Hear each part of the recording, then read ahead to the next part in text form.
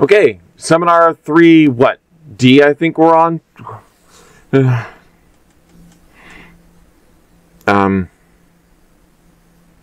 No 3D.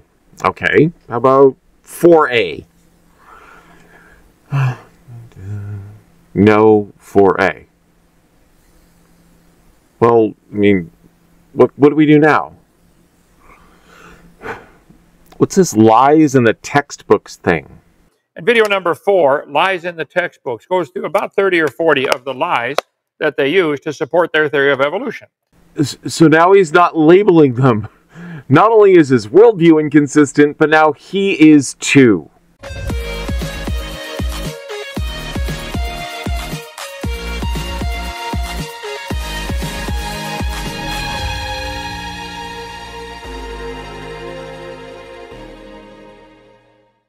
Kent hates evolution more than he hates atheists. Fans of the channel already know about Kent's usual shtick, so we won't waste too much time here. But this is absolutely part 4A, and I'm happy we get to move on to a fun topic. Through this, I'll be going back to the way I did in part 1, so I have not watched the video. Dangerous, I know, but it was a fun way to do all of this before, so we'll do it again. Anyway, Angel is going to watch along with me, and we'll be clipping things here and there she thinks I should respond to, while the demon gets to sit off to the side and comment to my reactions every so often. So let's see what Kent has to say to think evolution is false. Demon, you ready? Angel looks ready. Let's get it started! Sounds good. A very dedicated and well-funded group have chosen to believe that all life forms are related and share a common ancestor. They make these charts like this to illustrate their belief. They'll teach the kids in school. Yes, boys and girls, here you are. Look at this. You are related to, let's see, a frog and a sunflower and a fish and a worm and a clam and an octopus. This is stupid. This isn't science. A well-funded group. You mean scientists. I love how he jumps all over the tree of life in a completely silly manner. For those that understand how evolution works, they understand what common ancestry means. Going all the way back, and you have to go a long-ass way back, but all the way back, you and other things have a common ancestor. We share a common ancestor to other mammals, much closer on the tree of life than we share to with a fish, and closer ancestor would be the great apes. Jumping all around is technically correct, but in his case, it's an attempt to try to make it sound silly. At some point, we will deep dive into the tree of life itself, but we want to see if he has anything more to say. So anyway, back to the common ancestors. This chart is propaganda. This isn't science. They drew a bunch of lines on paper, connecting pictures. That's all they did. Is he going to give evidence of that? No. I didn't think so. There are probably 50-some lies in the average textbook, and I'm surrounded by my collection of textbooks here, biology and earth science mostly. They are lying to the student. I'm going to share some of them with you tonight. We sit with bated breath. Please be quick about it. It's hot in the costume. God said they're going to bring forth after their kind. That's all anyone has ever observed in human history. Nobody's ever seen a cow produce a non-cow. Ever. Angel is saving every one of you from Kent saying the word kind like 30 fucking times. But the thing we want to take here is the whole cows become cows shtick. From Kent's worldview, that's not the case. There are over 1,000 breeds of cow in the world today. Of those, of course, the majority were bred by humans. But understand that these would have had to come from a cattle kind on the ark. So one creature would have had to give birth to several breeds of cattle. But this doesn't stop there. If we lock down a kind to cattle, there would be too many species to fit on the ark. So we have to go back further than that to account for the fossils of cattle breeds that have gone extinct, keeping in mind that these would have been post-flood. All of them since the KPG barrier, since he's not just human separation, but mammal separation, which in Kent's worldview would be after the ark. So we go back a bit to the family Bovidae. This would include thousands upon thousands of species, and Kent's first Bovidae for his ark would have had to give birth to at least 3 separate tribes of animal to even get started. And cows give birth once every 9 months. So, one particular offspring. So every year and a half, this one mating pair would have one tribe of Bovidae then to spawn off.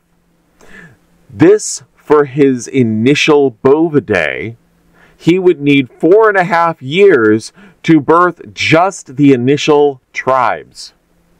Not to mention the distinct species of all of them, and let them populate the entire planet, then go extinct, all before the start of recorded history.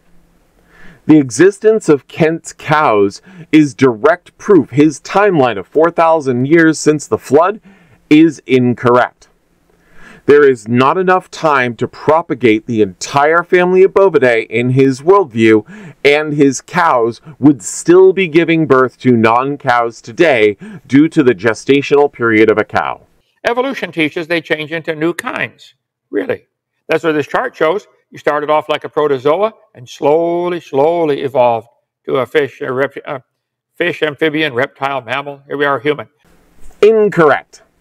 Things do not change into new kinds of things. Things diversify. But they are still the same kind of thing they were before. It's still just how evolution works. This is why we have marine mammals. They were mammals and are still mammals. Mammals will always produce other mammals.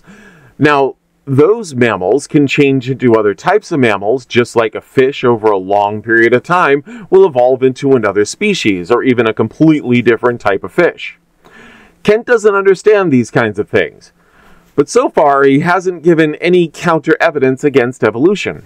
The Bible says they'll bring forth after their kind. That's all anybody has ever observed. That would be science. Evolution teaches they change into new kinds. Somebody's lying. The Bible's lying, or these textbooks are lying, and these stupid charts are lying. I'm going with the Bible's a liar. We all agree? Yeah. Angel? 3 against 1. What would you have to add to a protozoa to turn it into a fish? Let's see. Just about everything. Gills, scales, heart, stomach, intestines, eyes, mouth. You got to add a whole bunch of information to turn a protozoa. Where are the examples of information being added?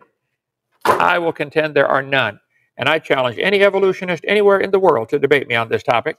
You contend there are none. You know, at this point, I'm being convinced you're lying, Kent. I know for a fact that between Aaron Ra and numerous other people that you know exactly how evolution functions, and yet you still barf out the same things every time rather than actually engaging with the arguments. As for debating, I am a member and staffer for the Discord server Politics and Religion. Join me there. You have been on there several times, and as I recall, and after I told the owners that I wanted to talk to you, they haven't had you on at all, even once since then. Or you refused to come on and have a conversation. As for the protozoa, no one in science thinks a protozoa magically turned into a fish. No one. There are an immense number of steps along the way to get to that point. But what do they have in common? Well, they are cellular organisms. But they are also 2 different types of eukaryotes. If we go way up on the taxonomic ranks, you start with life and split into 3 domains. Those are archaea, bacteria, and eukarya. But to get to a fish, you start pushing through all the ranks up to separate phylum to vertebrata, where you can start branching off into types of fish. So that's almost half the ranks just to get from protozoa to fish. Kent, as usual, being intentionally misleading. We saw in previous sessions how the Earth cannot be billions of years old. And you failed every time, and in previous lessons we actually gave evidence instead of empty assertions. Just that, just making their deep time not available, destroys evolution completely. So Kent's failed garbage we went over in his part 1 that we debunked all of his assertions. That's his evidence. Well, he failed completely in that, so he has nothing at all so far. Mutations are harmful, fatal, or neutral. None add new information. None. And your evidence from this is what? Nothing? So far, Kent hasn't shown anything to prove or support his young Earth other than trash talk. Wait a minute. Just saying there was an infinitely dense point does not answer the question about where matter came from. It violates the first law of thermodynamics. Matter cannot be created or destroyed. First law. Did you catch that, or did I go too fast to detect? Perhaps it'd be better if I added a bleep or a bloop or another wacky sound effect. Kent gave the argument of where matter came from and then said it was wrong because it can't be created. But wait. What does he think is the beginning of the universe? Creation? God created it out of nothing? Kent argued against his own position and doesn't even realize it. From his perspective, God affected nothing and made everything. And he stated the science dictates that the infinitely dense point of stuff expanded outward. This stuff coming from stuff. Also, its energy can't be created or destroyed. You can break matter down into energy. If you're going to bring up science, perhaps learn the science first. Don't call that science. We began from a dot and say this is religion, that God created the world. They're both religious. I admit, I have a religion. I believe God did it. I didn't see it. I couldn't prove it scientifically. I can't reenact it. But I believe it. Well, Kent's fucked now. Big Bang cosmology has evidence of it being true with the CMB and the motions of matter in the universe, galactic redshifting, and more. But he just admitted he has no evidence for the Bible being true. He just believes it and claims the Big Bang is a religion to make himself feel better about his own faith. Okay, fine, let's go with that. Demon, have you and Angel found anything in Kent's video to support evolution being false? Textbook says, mutations are the original source of variations in populations, as shown in the many varieties of roses. They argue how many, but I think 300 to 350 varieties of roses. I agree. They might have had a common ancestor. Anybody want to guess what it was? Frog. Yep. No, a rose. Yeah, okay. I agree. A rose is a common ancestor with another rose. Rose-like plants evolved about 22 to 33 million years ago, and were cultivated through northern Europe and Asia about 5,000 years ago. 5,000 years ago. Yellow roses in particular were cultivated in China, and all yellow roses are descendant from there. We could easily go on for a while on this, but I digress. That's not what you all came here for. Evolution is based on several faulty assumptions. Mutations make something better. That's never been seen. And natural selection makes it survive and take over the population. That's never been seen. But even if it was true, evolution is a religion of death. Because if one animal evolves a little better than the rest have to die to make this work. Or the new improved gene gets blended back in, swamped into the population gene code.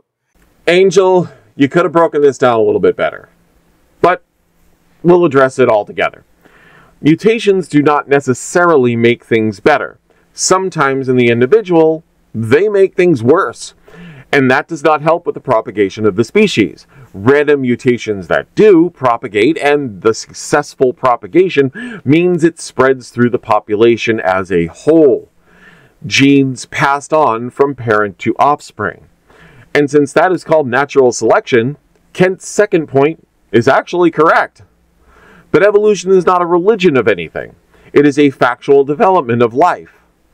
But Kent, newsflash, we're all going to die someday. You, me, and everyone else in the world are not immortal.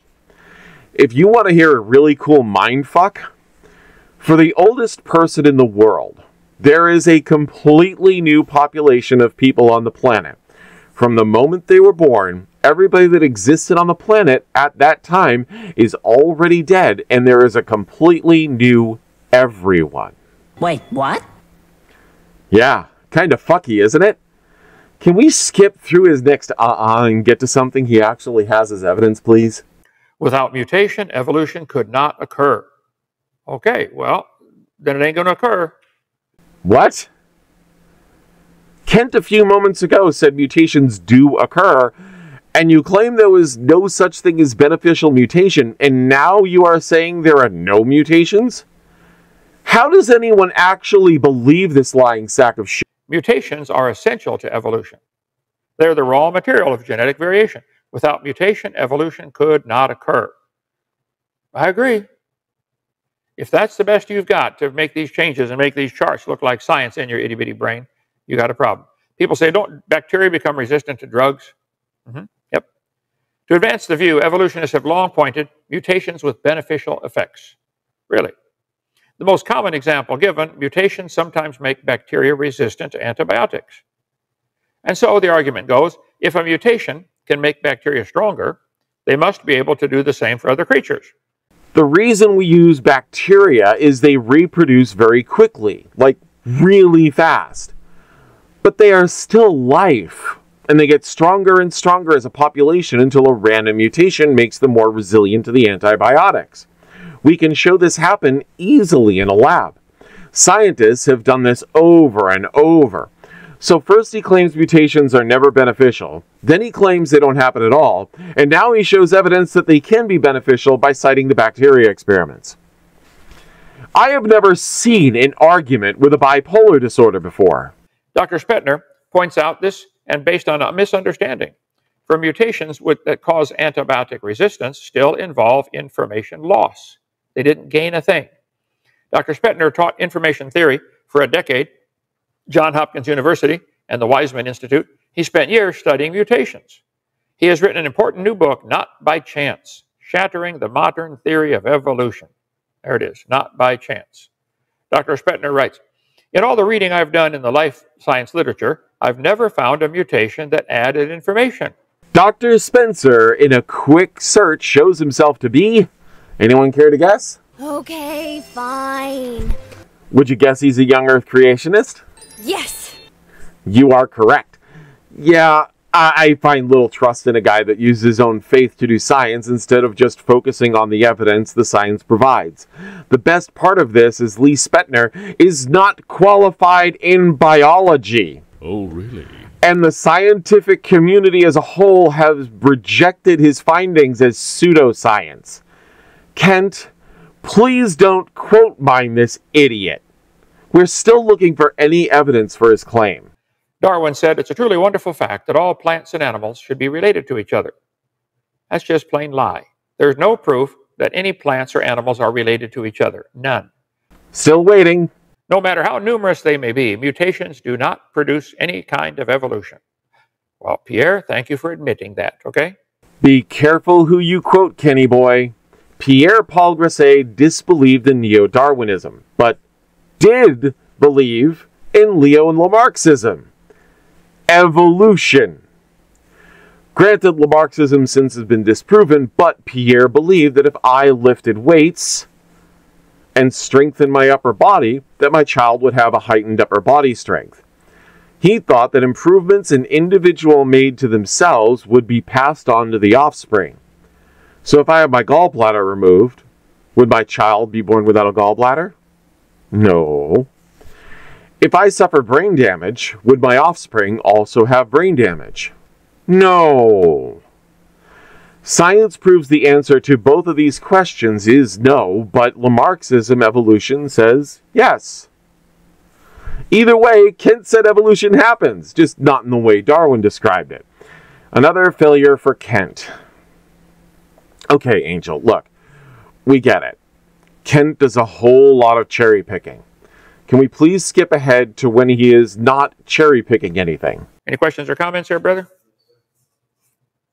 Where's Crybaby? I haven't seen him in a while.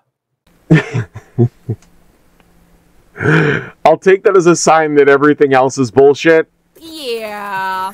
So we just went through however long of a video that was, and he had nothing to show for it. Well, I hope next week isn't as much suck. You and me both. Well, then we can wrap this up and get along to next Monday where Kent is still an idiot. I just hope he has some substance. That would be more effective. Well, I am Corsi, and this is the Fluffy Atheist. Pet those like and subscribe buttons, and remember, a little research does go a long way. Let the Fluffy Atheist do it for you. Since Kent can't